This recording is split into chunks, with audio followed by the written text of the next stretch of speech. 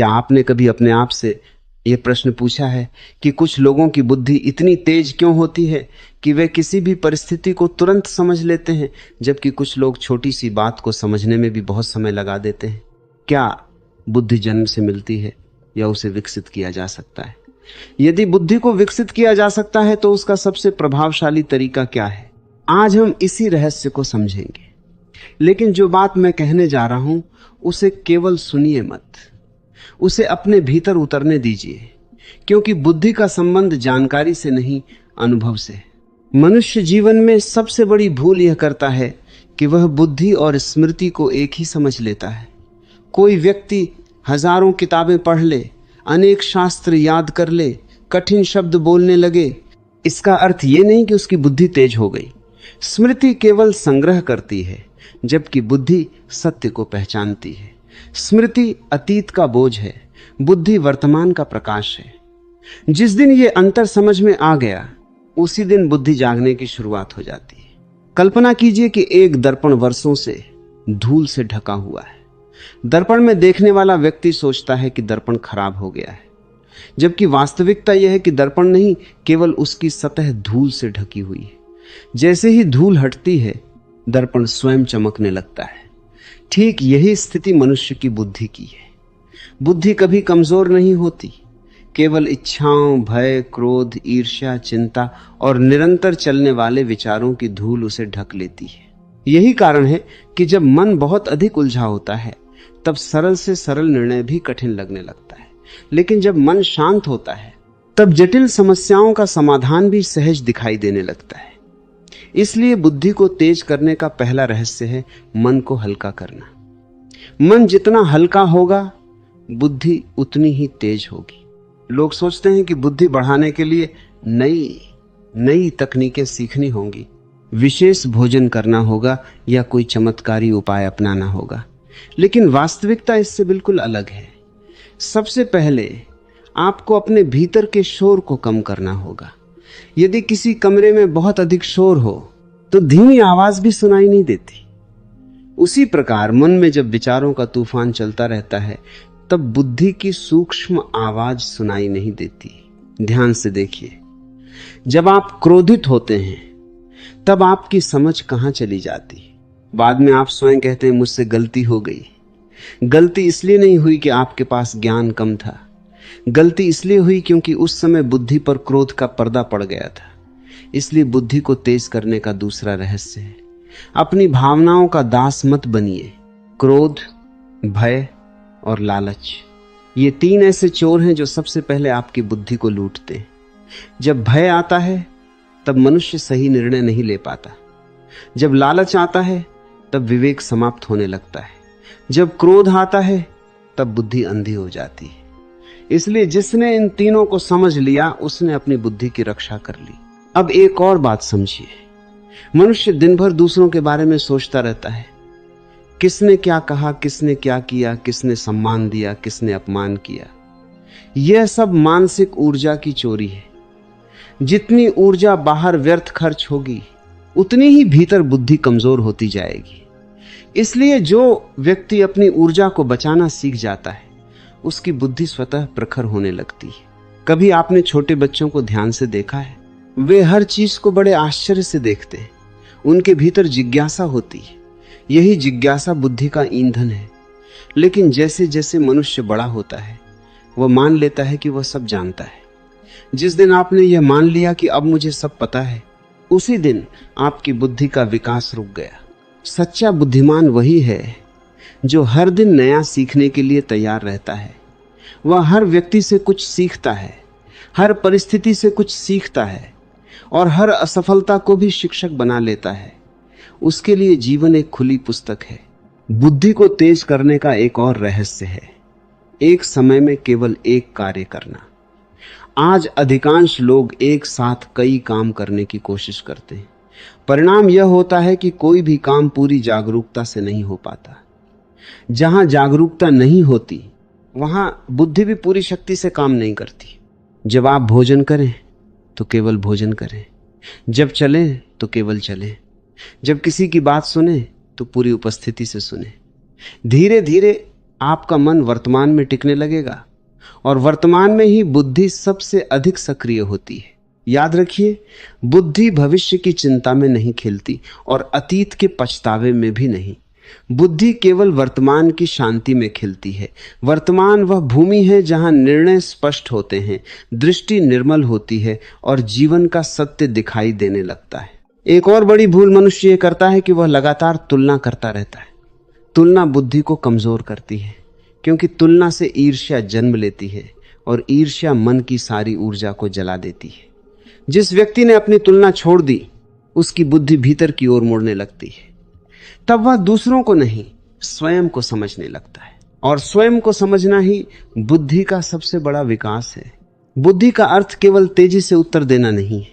बुद्धि का अर्थ सही समय पर सही निर्णय लेना है। कई बार मौन रहना सबसे बड़ी बुद्धिमानी होती है। कई बार पीछे हट जाना सबसे बड़ी विजय होती है। कई बार किसी को क्षमा कर देना सबसे बड़ी शक्ति होती है।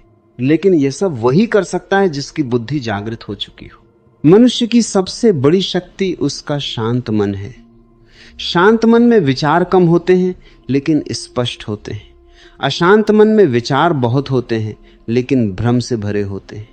इसलिए यदि आप सचमुच अपनी बुद्धि को असाधारण बनाना चाहते हैं तो सबसे पहले अपने मन को शांत करना सीखिए, क्योंकि जहां शांति है वहीं स्पष्टता है, जहां स्पष्टता है वहीं सही निर्णय है, और जहां सही निर्णय है वहीं जीवन की वास्तविक सफलता है। अब एक गहरी बात समझिए। संसार में अधिकांश लोग अपनी बुद्धि को तेज करने की कोशिश करते हैं लेकिन अपने मन को नहीं समझते। यही सबसे बड़ी भूल है। मन यदि आपका स्वामी बना रहेगा तो बुद्धि कभी स्वतंत्र नहीं हो सकती। बुद्धि का जन्म तभी होता है जब मन शांत हो जाता है। मन हमेशा भागता है, कभी भविष्य में, कभी अतीत में, कभी इच्छाओं में, कभी भय में, लेकिन बुद्धि केवल वर्तमान क्षण में रहती है। इसलिए जो व्यक्ति वर्तमान में जीना सीख जाता है उसकी बुद्धि अपने आप प्रखर होने लगती है। अपने जीवन को ध्यान से देखिए। कितनी बातें ऐसी हैं जो आज भी आपको परेशान करती हैं, जबकि उनका अस्तित्व अब नहीं है। पुराने अपमान, पुरानी असफलताएं, पुराने रिश्ते, पुराने दुख, ये सब केवल स्मृतियां हैं, लेकिन मन उन्हें बार बार जीवित कर देता है। जब मन अतीत का बोझ ढोता है तो बुद्धि थक जाती है। थकी हुई बुद्धि सही निर्णय नहीं ले सकती। बुद्धि को तेज करने का अगला रहस्य है अपने भीतर स्थान बनाना। जिस घर में अनावश्यक सामान भर दिया जाए वहां चलना भी कठिन हो जाता है। उसी प्रकार जिस मन में अनावश्यक विचार भरे हों वहां सत्य प्रवेश नहीं कर सकता। इसलिए प्रतिदिन कुछ समय ऐसा होना चाहिए जब आप केवल मौन में बैठें, कुछ करने की कोशिश न करें, केवल अपने भीतर जो चल रहा है उसे देखें। शुरुआत में आपको लगेगा कि विचार और अधिक बढ़ गए हैं, लेकिन घबराइए मत। विचार बढ़े नहीं हैं, आप पहली बार उन्हें देख रहे हैं। पहले भी वे थे, बस आपका ध्यान बाहर था। देखने की प्रक्रिया ही परिवर्तन की शुरुआत है। धीरे धीरे विचारों की गति कम होने लगेगी, और जब विचार कम होंगे तब बुद्धि की रोशनी स्वयं दिखाई देने लगेगी। एक और बात जो बहुत कम लोग समझते हैं वह है सुनने की कला। अधिकांश लोग सुनते नहीं, केवल उत्तर देने की तैयारी करते रहते हैं। जब कोई बोल रहा होता है तब हमारा मन पहले से ही अपनी प्रतिक्रिया बना रहा होता है। ऐसा व्यक्ति कभी सीख नहीं सकता। बुद्धिमान व्यक्ति पहले पूरी तरह सुनता है, फिर समझता है और अंत में बोलता है। कम बोलना बुद्धि की निशानी है। अधिक बोलने वाला अक्सर अपनी ऊर्जा खो देता है। हर शब्द ऊर्जा लेकर बाहर जाता है। इसलिए जो व्यक्ति आवश्यक होने पर ही बोलता है उसकी चेतना अधिक केंद्रित रहती है। उसकी बातों में भी प्रभाव होता है, क्योंकि वे अनुभव से निकलती हैं, केवल शब्दों से नहीं। अब अपने शरीर की ओर भी ध्यान दीजिए। शरीर और बुद्धि का संबंध बहुत गहरा है। यदि शरीर थका हुआ है, यदि नींद पूरी नहीं होती, यदि श्वास हमेशा तेज और असंतुलित रहती है, तो मन भी अशांत रहेगा। और अशांत मन कभी तेज बुद्धि का आधार नहीं बन सकता। इसलिए प्रतिदिन कुछ देर गहरी और धीमी श्वास लेना सीखिए। श्वास जितनी शांत होगी मन उतना स्थिर होगा, मन जितना स्थिर होगा बुद्धि उतनी उज्जवल होगी। बुद्धि को कमजोर करने वाली एक और आदत है हर समय प्रतिक्रिया देना।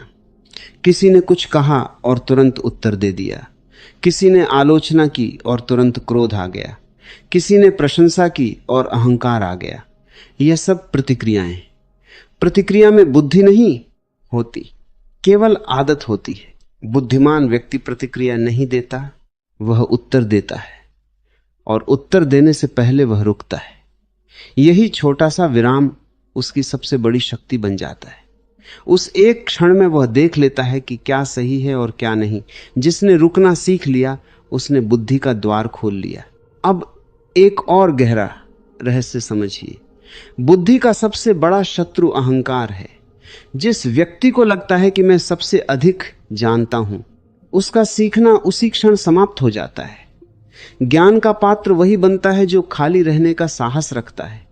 खाली पात्र में ही नया जल भरा जा सकता है, भरे हुए पात्र में कुछ भी नहीं डाला जा सकता है। इसलिए विनम्रता केवल एक गुण नहीं है, वह बुद्धि का द्वार है। जितना व्यक्ति विनम्र होता जाता है उतना ही जीवन उसे नए रहस्य सिखाने लगता है। प्रकृति को देखिए, पेड़ कभी जल्दी नहीं करते, फिर भी समय आने पर फल देते हैं। नदी कभी संघर्ष नहीं करती, फिर भी अपना रास्ता बना लेती है। सूरज कभी घोषणा नहीं करता कि मैं प्रकाश देने वाला हूं, फिर भी पूरी दुनिया को रोशनी देता है। प्रकृति का हर दृश्य हमें सिखाता है कि बुद्धि शोर में नहीं, सहजता में खिलती है। यदि आप हर समय स्वयं को सिद्ध करने में लगे रहेंगे तो भीतर की शांति खो देंगे, और जहां शांति नहीं है वहां बुद्धि भी नहीं टिकती। जीवन में कठिनाइयां आएंगी, लोग समझेंगे नहीं, कई बार आपके निर्णय गलत भी साबित होंगे, लेकिन यदि आप हर अनुभव से सीखते रहेंगे तो कोई भी घटना व्यर्थ नहीं जाएगी। बुद्धि वही है जो हर हार को भी शिक्षक बना ले। याद रखिए, संसार आपको जानकारी दे सकता है, लेकिन जागरूकता आपको स्वयं अर्जित करनी होगी। जानकारी बाहर से आती है, बुद्धि भीतर से प्रकट होती है। जानकारी उधार हो सकती है, लेकिन बुद्धि कभी उधार नहीं होती। जब मन शांत, हृदय निर्मल और दृष्टि जागरूक हो जाती है, तब साधारण मनुष्य भी असाधारण निर्णय लेने लगता है। तभी उसकी उपस्थिति बदल जाती है। लोग उसके शब्दों से नहीं, उसके मौन से भी सीखने लगते हैं। यही वास्तविक बुद्धि है, जो केवल सोचने की क्षमता नहीं, बल्कि सही ढंग से जीने की कला बन जाती है। अब सबसे महत्वपूर्ण प्रश्न यह है कि क्या वास्तव में बुद्धि को 100% तेज किया जा सकता है? यदि 100% का अर्थ केवल अधिक याद रखना, तेजी से उत्तर देना या दूसरों से आगे निकल जाना है तो नहीं। लेकिन यदि उसका अर्थ है अपनी पूरी क्षमता के साथ जागना, स्पष्ट देखना और सही निर्णय लेने की शक्ति विकसित करना, तो इसका उत्तर है हाँ। मनुष्य के भीतर जितनी चेतना छिपी है वह जाग सकती है। बुद्धि का वास्तविक विकास उसी जागरण का परिणाम है।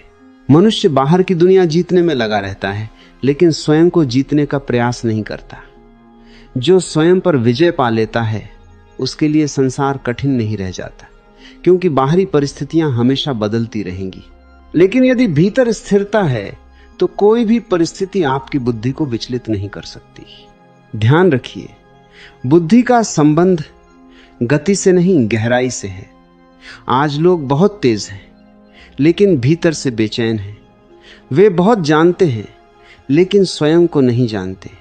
वे दूसरों को समझाते हैं लेकिन अपने मन को नहीं समझ पाते। यही कारण है कि ज्ञान बढ़ रहा है लेकिन शांति घट रही है। सच्ची बुद्धि वहीं जन्म लेती है जहां मनुष्य स्वयं का साक्षी बन जाता है। जब आप अपने विचारों को देखते हैं, अपनी इच्छाओं को देखते हैं, अपने क्रोध को देखते हैं और उनसे तादाद